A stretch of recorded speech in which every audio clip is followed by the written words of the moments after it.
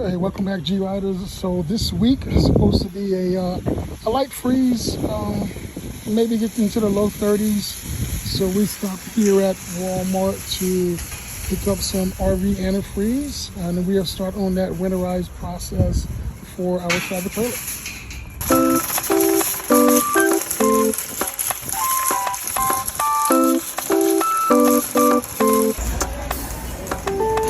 Give a little bit of loving, just a little bit the real thing. You're the good treasure, my missing piece. Good as gold, yeah, that's guaranteed. Give a little bit of loving, just a little bit the real thing. You're the good treasure, my missing piece. Good as gold, yeah, that's guaranteed. Oh.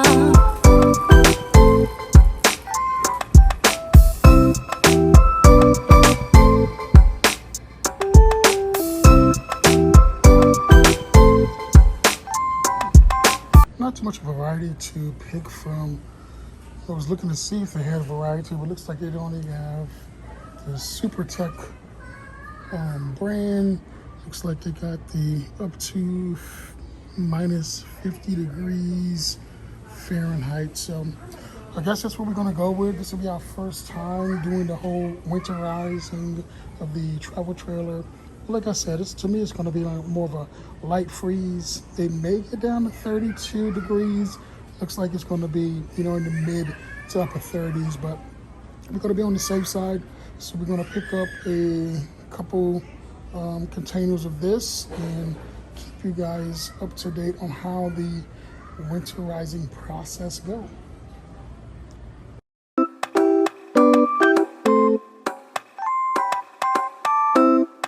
So I'm not positive what the weather will turn out to be over the course of this coming week. Right now it's currently almost 90 degrees here in the southeast, currently 88 degrees. So they are predicting towards the end of the week, Thursday, Friday night, it will get maybe into the mid 30s. They're predicting between 34 and 36 degrees and then warm up to mid 50s during the day. So what I consider to be maybe a light freeze, maybe a frost. So what we're gonna do leading up to that, make sure that all of our tanks are empty, any type of reservoirs, fresh water, hot water heater, all that good stuff. Make sure that's all drained down. And then we picked up 2 gallons of the RV antifreeze. So we'll cycle that through our lines, put some down into our P-traps, just to make sure, like I said, if it does get ugly for some reason, we'll be covered because we are due to take a trip for Thanksgiving. So we want that to work out smooth. So for those of you that own any type of RV, rig, travel trailer, you know that they're a little bit too pricey to be taking the risk of something that could go wrong. So it'll be definitely cheaper for us to spend $10 on a couple gallons of antifreeze, maybe one afternoon prepping to do all the manual labor versus having to replace water lines, maybe a water pump, hot water heater, that type of stuff. So I'm a strong believer in preventive maintenance. So that's what we're kind of stick to. So we just take the precautions, get it done this week, and hope for the best, but brace for the worst. Take care. See you guys later.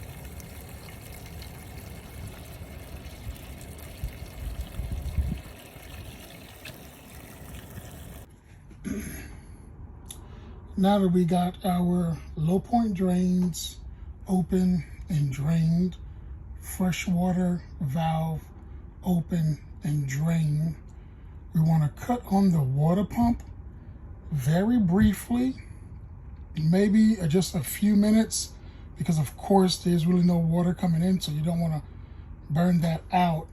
But you want to cut it on very briefly. Excuse the hands. You want to cut it on very briefly to drain out any water that's just in the lines. So we get that open back up, water pump, and you'll hear it cut on.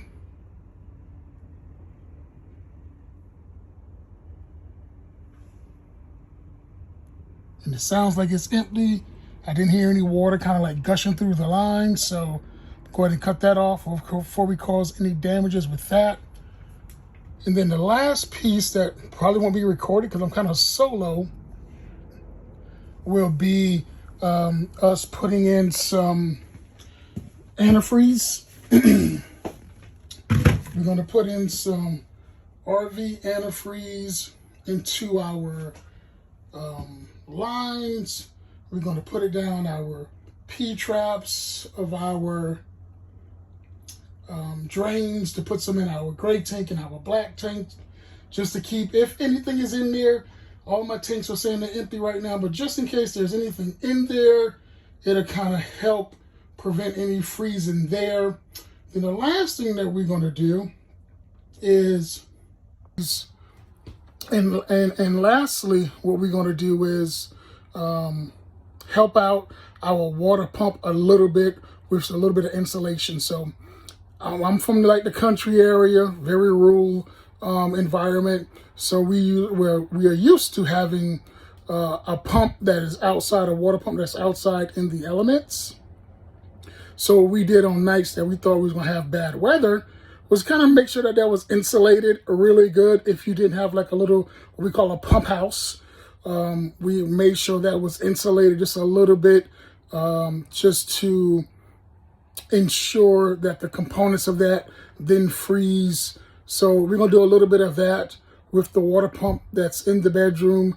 I'll show you that compartment, get around there, show you how we're gonna insulate that a little bit after our antifreeze, and that'll be it. So here's the water pump compartment. It's under there. Kind of show you where where that's at.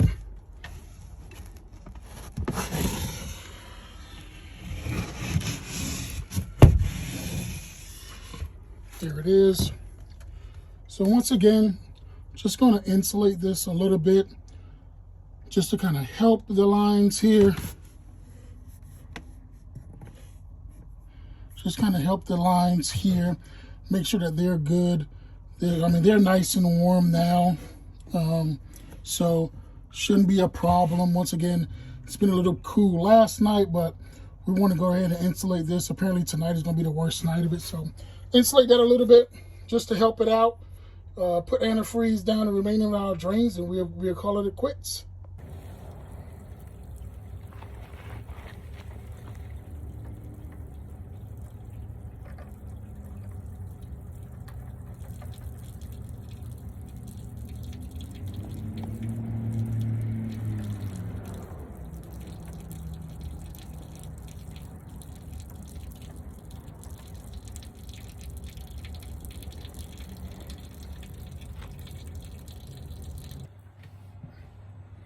And lastly, if you haven't done so already, please give us that thumbs up, subscribe to our channel, so you can just follow along on our journey. Give us some commentary, some encouragement every now and then as we kind of document not only transitioning in from traditional lifestyle to full-time RV lifestyle, but just our day-to-day activities.